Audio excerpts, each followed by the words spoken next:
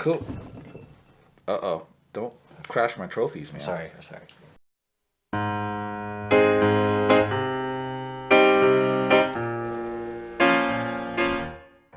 Cool. Uh-oh. Don't crash my trophies, man. Sorry. I Oh, already did it to your fairings today, so. Oh. Yeah, today when we were working on his bike, he put his fairings against one of his dirt bikes, and when I went down, I actually kicked it, and it fell down. I felt really bad. I'm sorry. It was definitely a tough moment in my I'm life. so sorry. Look, I'll pay for the replacement if it's really bad. I mean, there's two ways the fairing could have fell, right? Like outside facing the cement floor or the inside facing the cement floor, but it wasn't enough that you kicked my fairing down. You had to kick it with the public side facing on the floor. I know, it was the worst side to go down, too. So. Yeah. It's alright. It'll be fine. It only took me like 9 months to wrap the bike. Yeah, you know. It's all good. If I end up having to pay for the replacement, I'll pay for someone to wrap it, too. It'll probably go a lot faster. It probably would. He probably won't take the summer off. Yeah. Now tell me about the helmet thing earlier that you were mentioning to me. The helmet more, thing? Yeah, more detail. Helmet laws in the U.S. Yeah. They're kind of stupid. I don't know the exact numbers, but there's roughly, 5, maybe half a dozen states that have just no helmet law whatsoever. Then there's, I don't know, maybe 20-ish states that have some helmet laws, like for minors, but the adults don't have to wear helmets at all. Oh, that's interesting.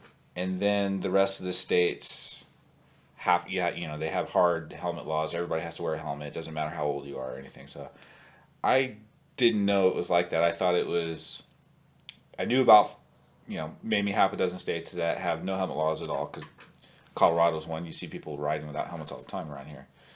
I lived on the East Coast. I saw people in Delaware. There's no helmet law there. Actually, they might be one of the states now that I know that there's some that have helmet laws for minors. Delaware might be a minor state, but I always saw people riding without helmets. I think Missouri just changed their law. Okay. No helmet required there. Well, isn't here in Colorado, it's not required to wear a helmet? Like, as long as you have eye protection in the state of Colorado, you're good. You don't need. Do they even have an eye protection law? I think so. I didn't know about that. Okay. Yeah, when I was taking the MSF course, they had like this 20-question test, and it said helmets weren't required, but eye protection was. So is Colorado one of the partial states? I believe so. So they have helmet laws for minors here. Yeah. Okay. When you were racing, street racing, did you have to buy a special helmet for that? No? Nope. Just any Snell DOT rated? No. They had tech inspection, but I don't remember if they checked your helmet. Okay. I honestly don't remember. I remember that they checked your bike. Mm-hmm. You had to have safety wires, and depending on who you raced with, what sanctioning body it was. Okay. CMC, the only thing you had to have safety wired was your drain plug, your oil drain plug. And then you had to have a belly pan that would hold, I don't remember how many quarts, but they had an amount. Let's just say 4 quarts. Your belly pan had to be able to hold 4 quarts of oil. That was it for the most part. Okay. Like, was there anything else like that had to be super specific other than the belly pan and? No. So the difference between WIRA and CMC, and this is like ages ago, right? I don't know what it is nowadays, but back in the early 2000s, WIRA was a lot more restrictive with the safety wiring. So CMC would just make sure that your drain bolt was safety wired. WIRA, you had to have your brake calipers wired. You had to have your steering stem wired. You had to have your oil filter wired. I thought that was really interesting because how do you safety wire an oil filter, right? So you put a hose clamp around the filter, and then you safety wire from the hose clamp to the frame. Wow. Okay. Yeah. So I mean, like if your hose clamp came loose, it wouldn't matter, Right. But assuming your hose clamp doesn't come loose, that will hold the filter from coming loose and twisting off. So Okay. Wow. yeah. That's all I remember. I don't remember them checking gear. They might have, but I just don't recall. Okay. And then 21 freaking years ago, man. this was 21 years ago. Yeah, that's how goddamn old I am. 21 years ago. How old are you? 25. Yeah, so you were barely out of diapers and I was road racing. Absolutely. All right. Did you have to have the? Is the shifting different? I have a question. How long does it take to potty train Asians? Are they faster than normal humans? I do not remember. No? I should ask my mom. I was just wondering. I thought, maybe you were potty trained at 2 or something. I mean, I was probably doing math before I got potty training. All right, what was your question? I forgot. Sorry, sidetrack. No, that's all right. Was the gear shifting different in racing? Oh yeah. No, we used to run a reverse pattern. So okay.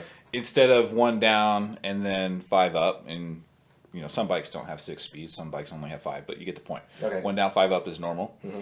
So we would reverse it, and the reason why was because if you're coming out of the left-hand turn and you're still leaned over partially, but you want to grab another gear as you're accelerating away, you don't want to have to put your foot underneath the shifter. Okay. So you can upshift coming out of the left-hander with your foot on top of the shifter. So this gave you a little bit more clearance so that your foot wouldn't hit the ground. Okay. Interesting. Now, back in 2000, we didn't have all the fancy ass shit we have now. Like,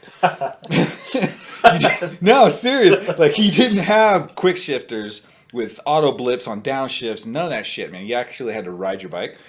God, I'm sounding old, ain't I? Yeah. But they would sell kits. And so you could wire a kit into your ignition system, basically like your spark plug wires, and then hook a sensor up to your shifter. And so when it sensed the shifter moving, it would kill spark. And so you got a quick shifter. It just didn't come with the bike, and it wasn't fully electronic. Okay. What else is different? We used to tape up our speedometers. Like, I would tape up the entire speedometer. Okay. So you couldn't see. Why? Distraction. Really? Oh yeah, and especially when you're a newbie, like beginner, novice. Uh-huh. I mean, you're going down the back straightaway at whatever racetrack. It's very tempting to go, oh, how fast am I going? Experienced pro at a local bike shop, he's like, dude, tape up your speedometer. And then we would tape up the tachometer below like 8,000 or 9,000. It depends on what kind of bike you're riding. But for my bike, it was somewhere around 7,000 or 8,000. You couldn't see the tach below that. And it didn't matter because you didn't look at the tach very often because you just didn't have time. Mm-hmm. Mostly it was listening to the engine and then the shift light. But you were pretty much never below 7,000 or 8,000 on like a 600 cc. Okay. And it's you lived at 8,000-9,000 or above. Okay. So you raced at the 600 cc level? Yeah. Okay. Did you have a lot of fun? I did. What I don't like about road racing is it's hard to get track time. Is it? Yeah, like I can go to the motocross track every week, assuming weather's fine. I can go to the motocross track every week. You can't just go to the road race track. You have to wait for them to have a track day or an actual race. And it sucks using racing as your practice time, but unless there's a track day, you don't really have much of a choice. Oh, okay. No. So, do you have to like schedule appointments too? Because I'm sure it gets booked up, like for like track day or for the races. For both. So I didn't really do a lot of track days. I would do them every once in a while. I saved everything I had for tires and race day. Oh, okay. But yeah, so like with the racing, they would grid you by registration. Oh, okay. There was no qualifying. They would have practice sessions. Yeah. But they didn't use the practice sessions for qualifying. Maybe they do that now. Again, this is 21 years ago. So you would get gridded by your registration. And so if you wanted to do the whole series and you were serious and you were going to try and win the series, you would like pre-register for the entire season up front. Wow. Yeah. Was it expensive? Like registering for the entire season? It's a commitment. I mean, I believe it. You don't want to register for the entire season and only do like the first quarter or the first half or whatever.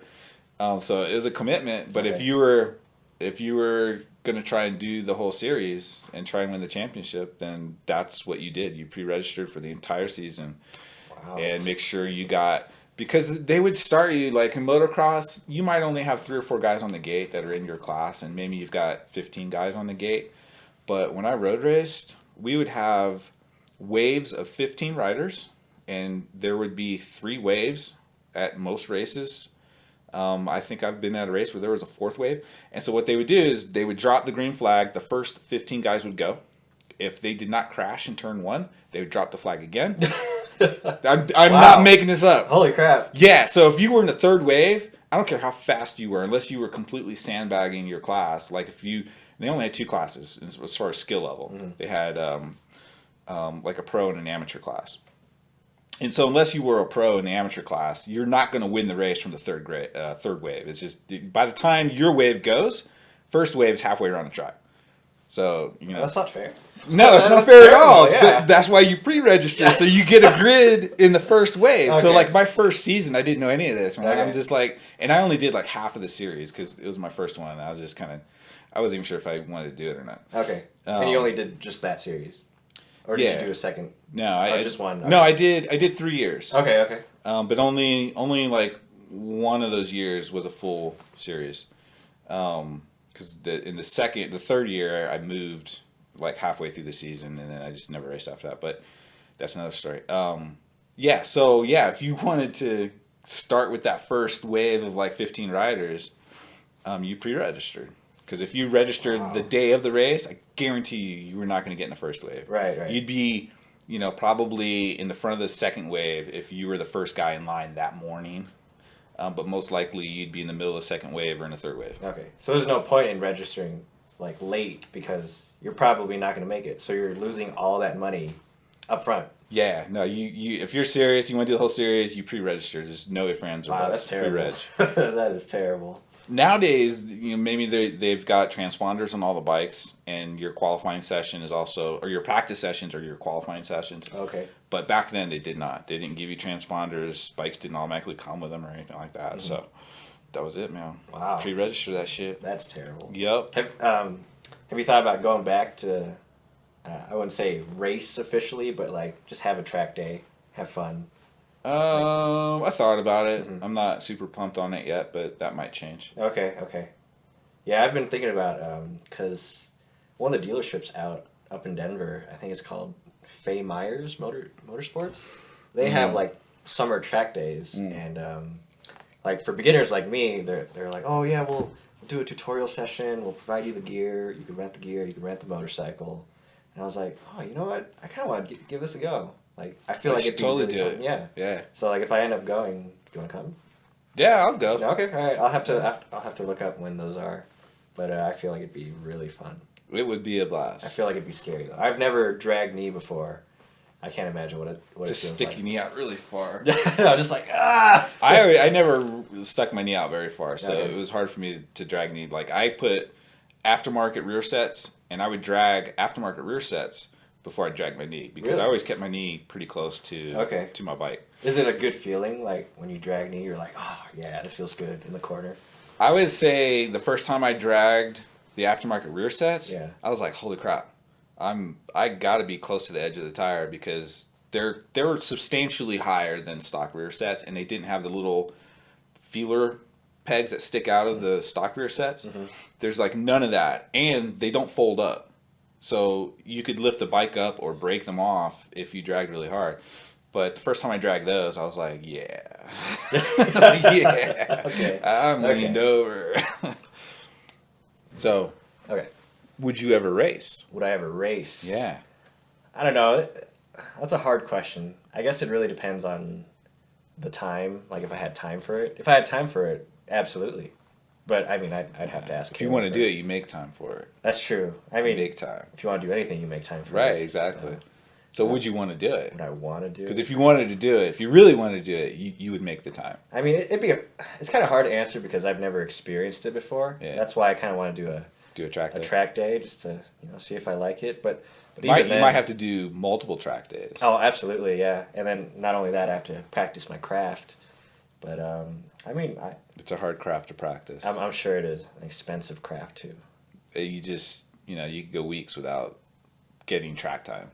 Oh, That's terrible. what's Okay. yeah, that's what sucks about I it. just need to buy myself a track. And crashing's expensive, man. Oh. Fairings are not cheap. So like when you go to the track or like when you go to track days, you bring your own motorcycle, right? I always did. Yeah. Okay. And then wow, I can't. Have you crashed on track days? Not on track days. Okay. I've only crashed at racing. Okay. Tell us about that. Yeah. So this one was kind of funny. I was doing really good. It was one of my best races to date at that point in time. And I think I was in like 5th or 6th, which, you know, if you get 30 dudes on the track, 5th or 6th, it's not bad. So I was pretty pumped. And it was the last lap, but I had like 4 dudes like right on my ass, and they were all just like wheel to wheel to wheel. And there was a really tight left-hander, and I thought we were coming up to a lapper, and I thought if I could get past the lapper in this left-hander, I won't have to worry about these dudes behind me in the next. There were like 2 or 3 more turns, and then front straight, checkered flag. So we were coming up to his lapper pretty quick, and I thought I could dive underneath him before we hit the apex. And then everybody else would be stuck behind him for at least one more turn, and I'd be fine. I wouldn't have to worry about anybody diving into me, you know, on the last turn or anything like that, right? So I went for it, and I totally T-boned it, dude. I totally T-boned it, dude. Oh man. No, it gets better. It gets Okay. way better. So they will pick you up in a little pickup truck, and so we were both okay. I think I got the wind knocked out of me. And so we're both riding in the same pickup truck back, and we just started talking. And come to find out, that was his first race ever, and it wasn't even his bike. He borrowed his brother's bike without asking. He just took it. Ouch. Yeah. Woo, and man. I T-boned the shit out of that bike. Oh man, I can't imagine his brother's It was- reaction. Oh my god. Was he like, oh, like he's gonna kill me? Yeah, dude, he was kind of freaking out. Crashing or getting in, me T-boning him that day was like the least of his problems. Oh my goodness. No, he has some explaining to do. Ooh, that's terrible. Yeah. I mean, Yeah, all of a sudden I like instantly felt better because I was like, dude, you're in for a way rougher time than me. Like I got some shit to fix on my bike, Yeah, but it's fine. You're about to struggle. okay. Was your bike like okay in terms of the T-bone? Yeah, because it was a pretty slow turn, Okay. and there was this long sweeping turn, right-hander before it, and then you kind of come up out of that, and it's not super fast. You accelerate a little bit coming off of that, and then you brake a little bit, and it was probably like a second gear turn maybe. Okay. So yeah, no, bike was fine. I mean, I had fiberglass repairs to do, but Okay. How much would you say the repair was for that one? I mean, I don't really remember. It was so long ago. Oh, okay. Maybe a couple grand. Oh no. I probably did the repairs myself. I Oh. probably just like Oh wow. Okay. I just probably grabbed some Bondo and some fiberglass. I don't think I bought new bearings for that one. Wow. Okay. Okay. Yeah. Wow. Well, it must be nice to know how to fix your own bike. It comes in handy sometimes. If you did race, if you did a track day, and then if you liked it and you did racing after that, would you race your Ducati? Absolutely not. Nope. My Ducati is my baby. I'll probably have another bike for. What kind of Ducati do you have again? They don't know. Oh, I have know, you don't know. the Panigale V2. So totally wouldn't that bike would not see a track, Well, or would it just see maybe some track days? maybe some track days. It really depends. Like, I love that thing to death. Like, I just baby the shit out of it. Like, I love it so much. But I know the other week I mentioned to you, like, I had these guilty thoughts about trading in my Panigale for Yes, you did. for a BMW S1000 RR. Yep. And I don't know what caught me, what bug bit me that morning, but for some reason I was just so captivated by the BMW. And then when I went to work, my coworker was like, "What are you doing? You have a Ducati. Like, Yeah. what are you thinking?" I was like, You're right. I'm just an idiot." So your coworker slapped you. Wake up! I know, yeah, basically. You have an Italian race machine. Yeah. What are you doing? German would be a downgrade. You think so? I feel like it'd be. You know, I wouldn't that's say actually a really downgrade. nice bike. I was just kind of more joking. I don't think it'd be a downgrade. That's Okay. That's a killer bike. Yeah, like I just love the luxuries of it. Like, You know- it comes with Oh, sorry, go ahead. The S1000R? Yeah, BMW? yeah, Oh, yeah. heated grips, cruise Oh, control. absolutely, yeah. I mean, standard. Yeah, yeah. But all the bikes are so damn good nowadays. It's really hard to draw a distinct difference between them all because they all kick ass. I Right, mean, right. the R1, the new Ninja, the BMW, the Ducatis. I mean, the GSX-R, especially now that they revamped that a couple of years ago. There's not a bad bike out there. The Honda. Yeah, they're all good. The Fireblade. Yeah, they're all awesome. Absolutely. I think, how would you discriminate between those? Like, you picked the Ducati. Was it because of the fact that it was a Ducati and it's exotic? No, for me it was just the looks, like just the way Just it looked. the It aesthetics. was so beautiful because Yeah. I noticed the V4 at first, and I was like, that's way too expensive. And then all of a sudden, the V2 came out right after my Yep. accident. I'm like, oh, this is great. It's in my price range. I can do it. You know? I crashed a bike, so now I can get the one I really want. Absolutely, absolutely, totally planned it. Yeah. Yeah. Yeah, I think aesthetics for like non-track dudes or non-hardcore racers, I think aesthetics has to be near the top. Like if you're going to get a 1000, they're all so close. Yeah, And they've all got lots of really cool features, and obviously the electronic packages today are just insane. I think that aesthetics has got to be near the top of the list. Absolutely, absolutely. And like for me, the only thing I care about with the electronics is that I have control over the electronics instead of the electronics trying to ride the bike for me. Right. So as long as they give me the ability to configure the rider aids the way I want them and the bike is pleasing to the eye, that's the 1000 for me. Right, right. I feel like nowadays it's a little harder to get control of the bike because you could customize all the configurations for the electronics, but you can only go so far before it starts limiting you. And I feel like, the next couple of years it's going to get harder and harder to get true control of your bike, like mechanically. That's where software engineers come into play. Yeah. Yeah. If they can program it, so can I, so can anybody else. Mm-hmm. So you're just going to create an aftermarket world where people are paying big money, Right. to have their programs written for them so that they can control the rider aids. Like I hate the idea of not being able to turn off ABS. Really? I do not want ABS on my street bike. Okay. I mean, I don't like to ride in the rain. I'm not going to ride in ice. It's a street bike. If I'm on a dirt road, I royally screwed something up. Right. I don't want ABS. I don't want ABS.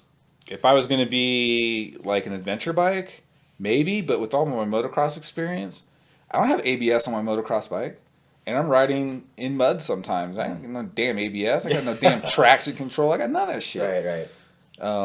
So I wouldn't want it. I just feel like the companies are catering more towards People that don't know how to ride? exactly like Yeah. me. Like I just started riding, and like I need that ABS. In case anything happens. I maybe for all of a sudden I forget my training in the MSF course or whatever. Yeah. And like I just lock up my brakes. But then there's ABS there to help me.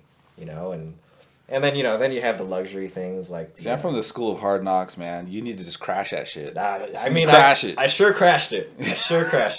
You crash it, and then, I don't know. I've locked up the front tire on a street bike before, and I was able to recover from it. And no damn ABS. Well, I mean, I had my one crash. I don't want it again. I'm done with crashes. I feel like I'm good for the next however long. You know what they say? There's only two kinds of motorcyclists. Do you know what they are? The dead ones and. Okay, maybe three. No. Okay. You've either been down or you're going down. Okay. There is no in between. There's no Okay, other okay. options out there. Right. I mean, sometimes I still think about my accident, and it just like, because like I take the same route to work every day, and Yeah, that kind of sucks. yeah, actually. it does because You crashed on your route to work or to Absolutely. school or wherever, and you got to Yeah. do that every. Yeah, that sucks. It was really bad at first. Like I'd say, once I got my V2 and I started going to work with it, every time I passed by that intersection, I just flashbacks, and I'm like, oh, reach for the brakes. Wait, no, there's no car there. But now it's gotten a little better. Now I could kind of laugh about it. Like, oh, I flew for however many feet, start rolling. And You were airborne. I don't remember being airborne, but I was definitely airborne. It was wild. But yeah, I mean, now I could laugh about it. That sounds rough, man. Yeah. Hmm.